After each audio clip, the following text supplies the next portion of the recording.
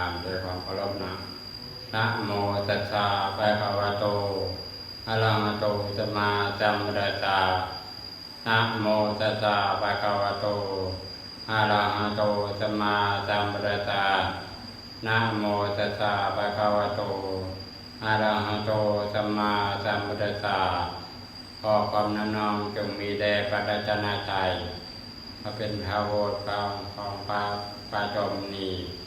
ผู้เป็นที่พึ่งของสัตว์ทั้งหลายจงกระทำใจของข้าพเจ้าให้เอื้ออิงขออนุโมทนาครูบาอาจารย์และสามเณรแม่เขาจงมีจิตใจอันบริสุทธิ์ในการฟังธรรมจงเอาไปจำใจฟังธรรมด้วยความเคารพขอนบกระไดน้องมันจะว่าเกี่ยวกับปฏิจจสมุปบาทนะเมื่อสังขาร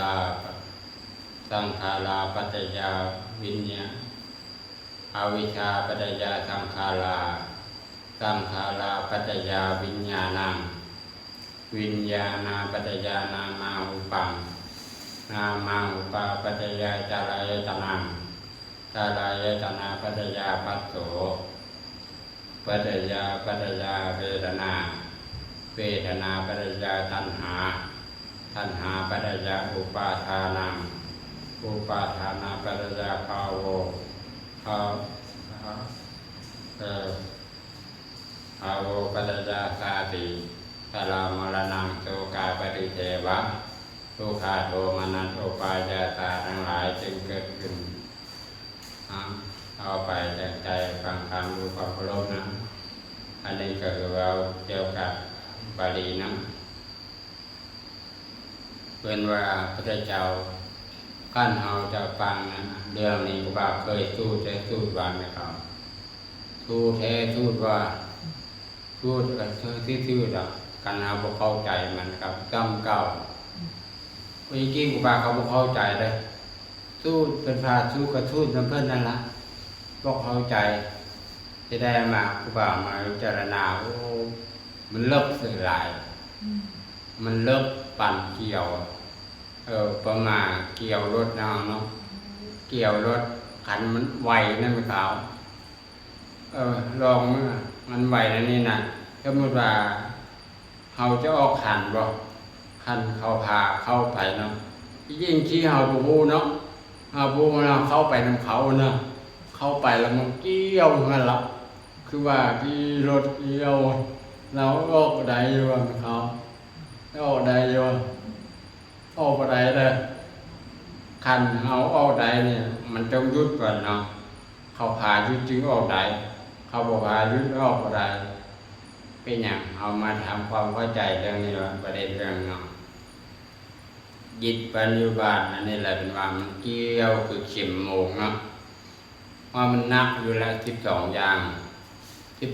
มันมีทำหน้าที่อย่างใดมาข่าวบอก12 อย่างขันนั้นไปอยู่ในอายตนะแล้วมันยัง12 อย่างแล้ว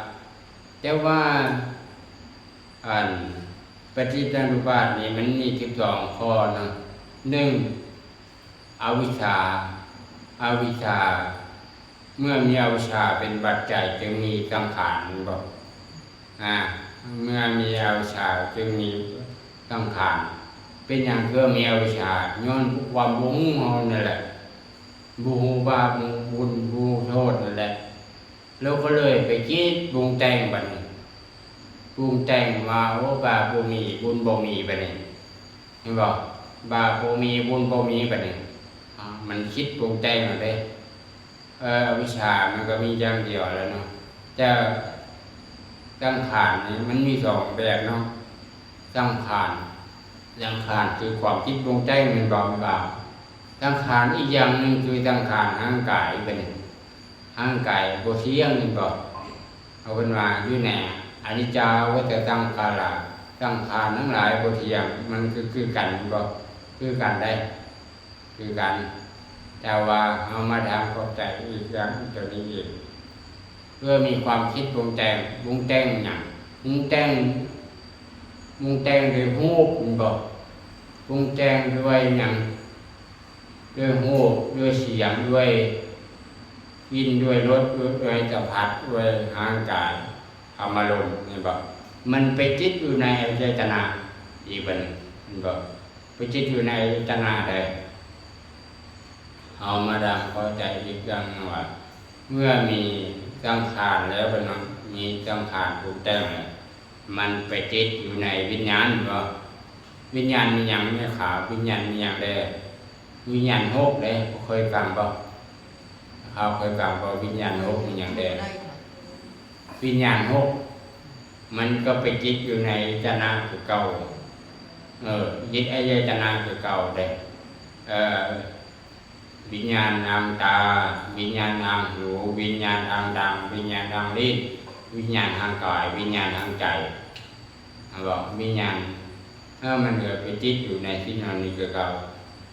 เมื่อมีวิญญาณต้องมีนามรูปเป็นบ่มีนามรูปร่างกายนี่แหละเนาะนามรูปดินน้ำลมไฟนี่แหละเนาะมาประกอบกันอันบ่มีหยังบ่มีนามรูปเดี๋ยวนี้เกิดอย่างขึ้นกับเขาร่างกายวิญญาณก็บ่มีบ่วิญญาณบ่มีนี่บ่แต่ว่าวิญญาณบ่มีนามรูปกับบ่มีมันคาดกันบ่ได้บ่คืออวิธามเป็นว่าพระกันไตรปิฎกแล้วแต่นะคือ84ธรรมขันธ์มันมีแต่2ข้อวิญญาณกับนามรูปเท่านั้นล่ะเนาะ2ข้อนี่ย่อมาที่2ข้อง่ายคือง่ายเลยเมื่อมีวิญญาณเนาะมันก็ต้องเป็นมีอายตนะมีอายตนะตาหูดำลิ้นกายใจเนาะแล้วก็มีรูปเสียงกลิ่นรสโผฏฐัพพะธรรมารมณ์เป็นสิ่งเหล่านี้แหละมันสับซ้อนกันมาซ้อนกันมา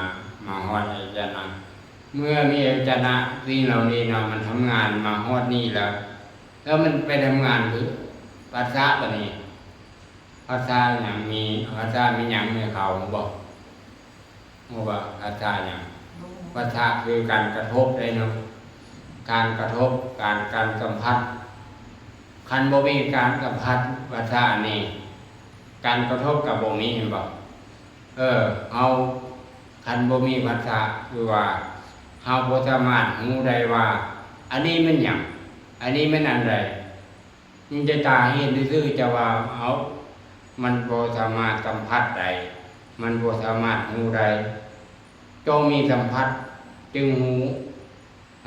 เอาเพื่อไปสัมผัสเชื่อเนาะโอ้เชื่อนี่นุ่มบ่เชื่อนี่ยากเอามือจ้องไปสัมผัสมันก็บ่เชื่อนี่ยากแท้อันนี้คือเปื้อนแท้อันนี้คือเน่าแท้อันนี้เอามือจ้องเอาไปสัมผัสอันนี้การสัมผัสนะสัมผัสทางตาสัมผัสทางหูสัมผัสทางดำสัมผัสทางลิ้นสัมผัสทางกายสัมผัสทางใจอันนี้บ่มันก็ไปคิดอยู่จนะคือเก่ามันทำงานไอ้จนะคือเก่าเมื่อมีภาษาแล้ววันนี้มันไปทบเวทนาเป็นเนาะเวทนามันอย่างเวทนา3เป็นเวทนา3มันอย่างใดสุขทุกข์อุเบกขาบอกมันไปสัมผัสเมื่อภาษานั้นไปทบเวทนาพอใจแด่บ่พอใจแด่พอใจก็เอาบ่พอใจก็บ่เอาบอกการกระทบการสัมผัสมันพอใจเมื่อไปทุกข์กับเวทนาปั๊บอันนี้มันไปจิตอยู่ในหยังเป็นไม่เขาตัณหามันบอกตัณหามันเกิดความยากขึ้นโอ้จะขึ้นสัมผัสแต่มันก็ยากไกลแล้วเป็นน่ะอยากใดเดี๋ยวบ่อยากใดเดี๋ยวมันก็จัดจริงใจมันละมันก็ไปจิตอยู่ในนั้นคือก็สังขารบ่คิดสังขารปรุงแต่งมันว่ามันมาทำหน้าที่อยู่ในสังขารที่คือก็มีอย่างคิดปรุงแต่งเอาเด้บ่เอาเด้มาคิดปรุงแต่งจะไกลเด้บ่จะไกลเด้ผู้จะไกลกับบ่มีเงินซื้อบ่จะไกลกับบ่มีมันแพงโพดมันคิดปรุงแต่งหมดละเนาะ ดันหามันไปคิดบุกแต่งมันเชื่อมโยงกันได้เชื่อมโยงกันแล้วมันไปคิดอย่างมันอุปทานบอกอุปทานคือความอยากได้บอกความคิดมั่นนะคือความคิดมั่นโอ้ก็เป็นจงเชื่อเป็นนี้อยู่ตลาดแล้วก็จงจำไว้เอาเงินมาจำไว้ก็จงเอาให้ได้มืออื่นวันนี้ว่ามีเงินถือหมายมั่นไว้แล้วเนาะหมายมั่นไว้ว่าก็จงเอาให้ได้บอกเมื่อมีอุปทานความยึดมั่นแล้วมันก็จิตจิตภพนะมันก็สร้างภพสร้างชาติไปแล้วได้หนึ่งสร้างภพแล้วก็สร้างชาติความเกิดขึ้นก็มีบัดนี้แล้วมันก็ไปจิตอยู่ในอย่างความโศกเศร้าเนาะความโศกเศร้าความเสียใจความอับแค้นใจความเสียอกเสียใจร้องไห้บ่สบายกายความบ่สบายใจจึงเกิดขึ้นนะสิ่งเหล่านี้แหละมันทำงานตลอดนะเนาะทำงานตลอดนับไหมผู้เดียวนะมันทำงานนักทำใดแล้วไม่กล่าวมือนี่มันทำงานอันใดได้ไหมครับคณะกันห้ายังทำงานหนักแล้วอัน12อย่างปฏิจจานุปาท12นี่มันยังหนักพอแห้งละทำงานตลอดเลยไปแล้วอาการกันห้ายังหนักละคือมือมันทำงานวนเวียนคือเข็มโมงบอกเข็มโมงนะมันทำงานตลอดเลยบอกมันบริยุทธ์ได้เข็มโมงนะแต่ว่าเฮาคือกันความคิดของเฮาห่างกันอาการ12นี่มันทำงานก็น่าไอ้ยายจะน้ำมันยังทำงานหนักละแล้วมันไปเกี่ยวกับไปจิตในบ้านมันยังหนักซ้ำใดก็คือว่าความคิดของเรามันหนักประมาณ100%เนาะแล้วว่าเอากินข้าวกินปลาอาหารเข้าไปในท้องกระเพาะเครื่องร่างกายเครื่องจักรอยู่ในกระเพาะของเรานะร่างกายของเรานะมันจะทำงานหนักความใดล่ะลงมันคูณนักในเปล่าเนาะคูณนักซึมเลยความคิดใจของเราคิดว่าแล้วมันไปคูณกับร่างกายของเราอีกมันทำงานนักนัก200 เท่า200 เท่าเลย200 เท่าจิตของเราจิตสารวัตรอาการ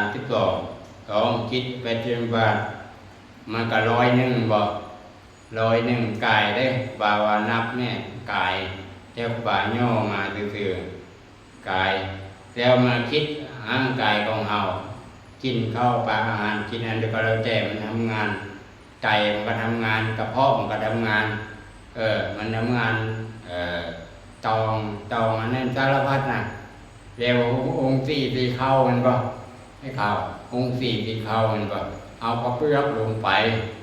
มากับพัดปนเป็นข้าวสารมา2มันเป็นข้าวเปลี่ยนลงมา3มันเป็นแก้บลงมา4มันเป็นยัง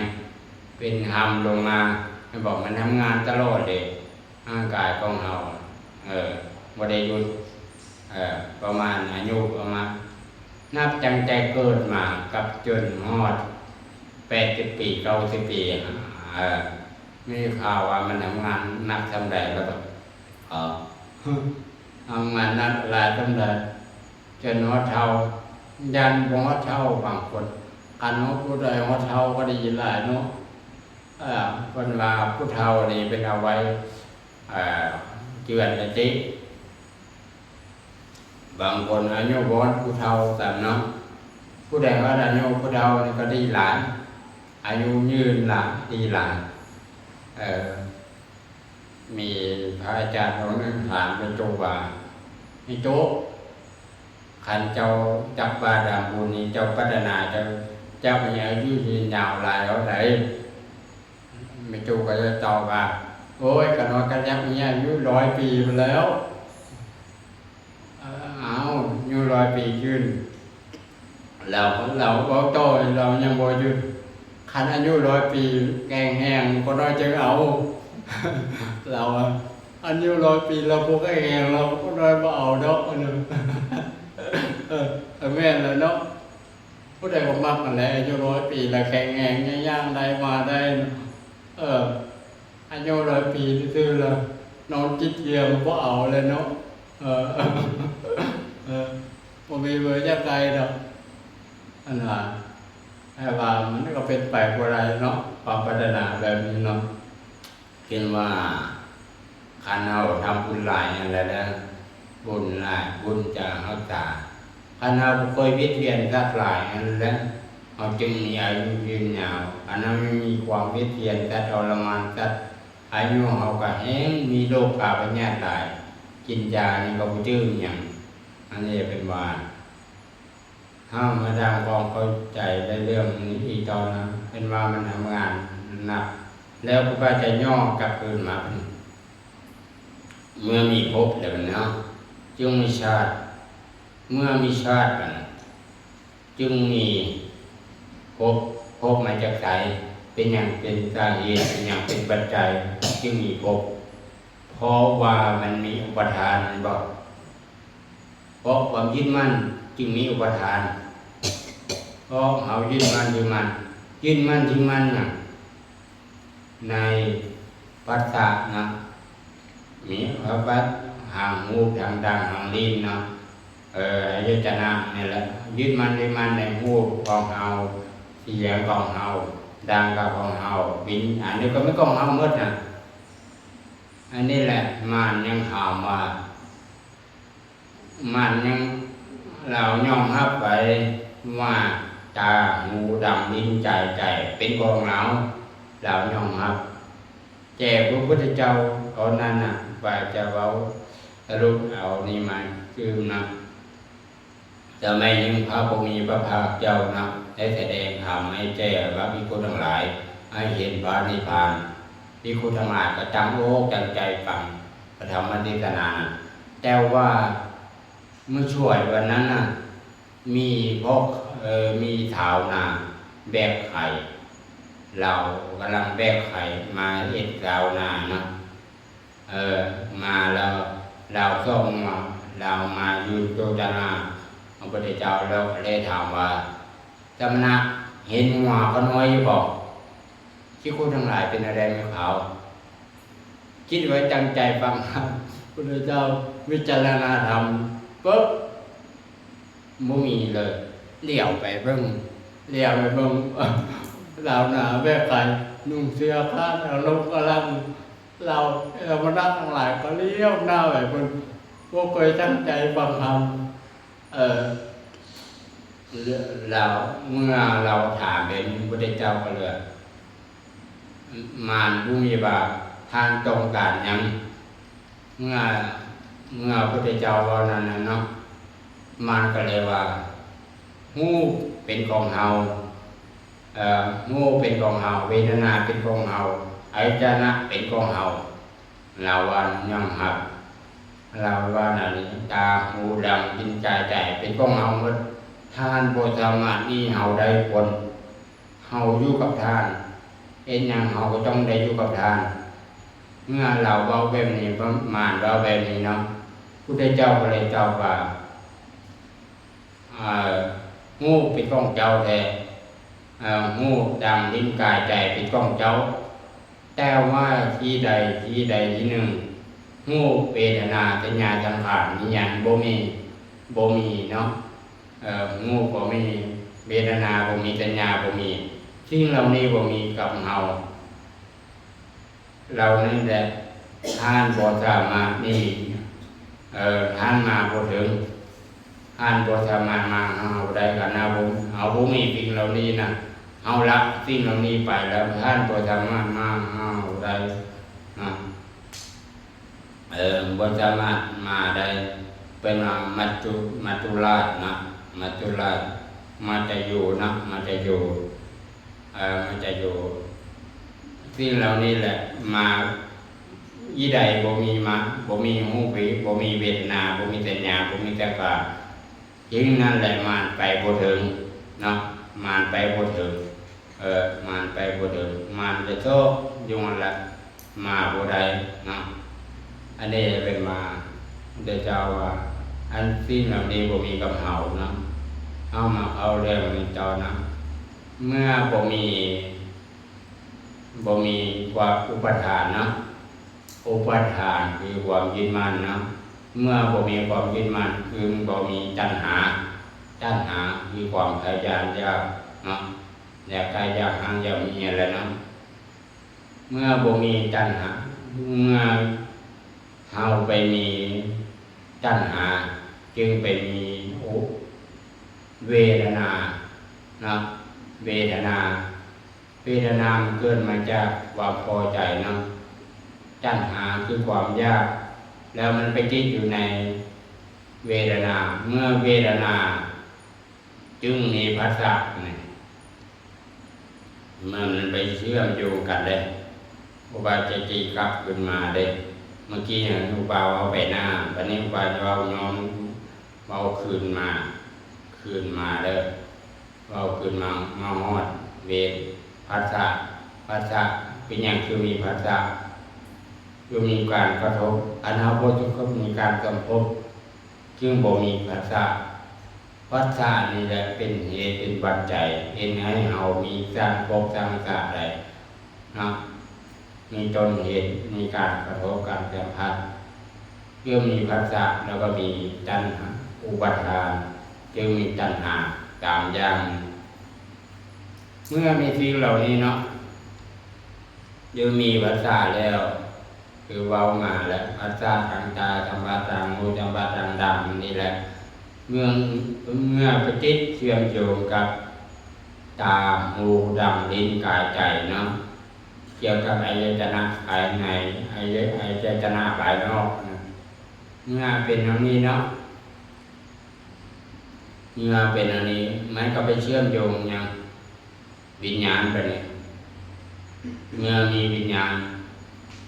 จึงมีนามรูปเป็นบ่อันบ่มีวิญญาณจึงบ่มีนามรูปเป็นอย่างจึงมีนามมีวิญญาณเป็นต้องมีสังขารความคิดปรุงแต่งเป็นอย่างจึงมีสังขารเพราะมีอวิชชาเพราะมีอวิชชาคือความรู้เพราะมีอวิชชาคือความโมโหเอาจึงไปมีมันจะเกิดมาอย่างเกิดมาจากไหนเฮาบ่ได้ฟังธรรมเนาะบ่ได้ฟังธรรมเป็นอย่างบ่ได้ฟังธรรมย้อนหาบ่ได้คบอาจจะบุรุษเป็นอย่างเฮาบ่ได้คบอาจจะบุรุษย้อนหาบ่เกิดศรัทธาเฮาบ่มีศรัทธาเฮาจึงบ่ได้ฟังธรรมมันบ่มีธรรมเราแม่เฮา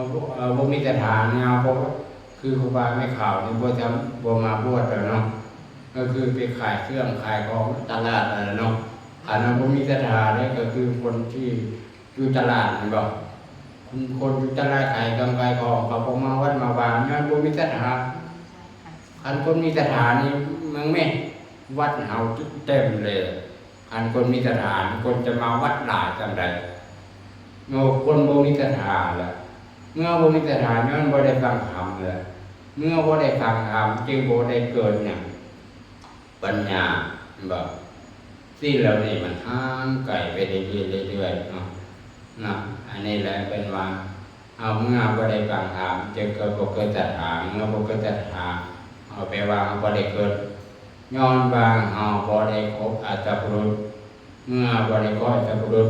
เอาก็บ่ได้ฟังธรรมเมื่อบ่ได้กลับฟังธรรมก็บ่ได้เกิดศรัทธาสิ่งเหล่านี้มันเชื่อมโยงกันมาต่อเนื่องมาหลายเอาได้แล้ว2,000 กว่าปีกายเนาะนับตั้งแต่พระพุทธเจ้าปรินิพพานมาได้ 2,000 กว่าปีนะใจที่เอายังได้ฟังธรรมบางครั้งเอาก็ได้ฟังธรรมบางครั้งเอาก็บ่ค่อยได้พิจารณาอันเฮาเข้าใจสิ่งเหล่านี้นะยังมีดวงตาเห็นธรรมไว้คือพระพุทธเจ้าตรัสไว้ปานนท์ตรัสไว้กับพระพุทธเจ้าว่าไปจิตอนุบาลนี่ง่ายก็ง่ายอยู่แต่บางคนยากไปบางคนจะเข้าใจยากก็เหมือนบางเขาเฮาลองเอาได้เนาะเ เอาได้ไฟหนักมาแล้วเยี่ยวกันเลยมันยุ่งเลยมั้งครับผู้ทำมุงไม่เนาะจ้อยมันออกมันเป็นยาวๆมันได้เวลาแล้วได้ไหมครับเนาะเจ็ดเวอร์จ้อยออกไม่มันคาดเนาะมันเต้นยาวๆคือเก่าอันมือตำนานคือแล้วไว้บ่อันมือใหม่เนี่ยโอ้ยจักกระโมงใช้เวลาอะไรเนี่ยมือใหม่เนี่ยโอ้ใช้เวลาที่กระโมงอันมีความอดทนหลายเลยอันมีความอดทนก็ไปเจออีกแหงโดนแหงแล้วคันมีความอดทนแล้วก็ชิมเลยก็เอาละโอ้ทำไมดีกว่าเนาะเป็นว่าความพยายามของเรานี่แหละมีความพยายามหลายมันจึงจำเด็ดอันความพยายามของเราเอ็ดไปเลยเงื่อเดียวมันก็ได้ละอะไรก็ได้ละนั่นนะเป็นว่าอาจารย์เป็นว่าคนลาวมันมักง่ายหลังก็คือคนอเมริกานี่เป็นอะไรครับนัดกัน8 โมงก็ต้อง8 โมงแต่ว่าคนลาวนี่นัดกัน8 โมงก็มา8 โมงบ่ายนัดโมเป็นนัดเอ็นเดียกับบ่ได้เนาะบางคนแบบมาตามกว่ามันบ่ตรงกันเนาะเป็นว่าอันนี้แหละคือเกี่ยวกับเวชจิตรบาล